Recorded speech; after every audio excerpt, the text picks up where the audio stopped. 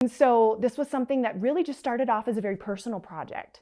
But the more that I started delving into this music and realizing what this music was, it's like, why is this not being talked about? Why is this not being played? I mean, we have recordings and there are certain projects here and there. And I know that there are some scholars who have worked on it, but it's definitely, it was one of those things that captured my attention and just kept coming to the surface in all the other things that I was doing.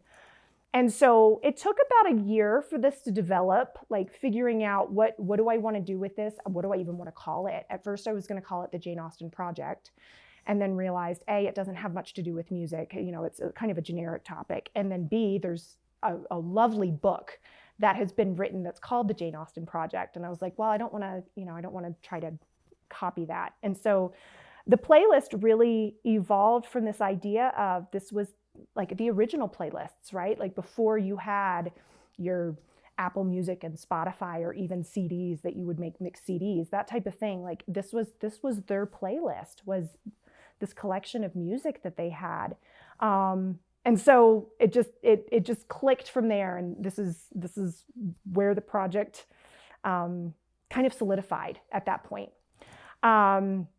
After that, the more I was with the music and playing through the music, realizing so much of this is like what's in the novel, and I was reading the books and I was playing the music, and it just, diving into this made me realize there's an opportunity here.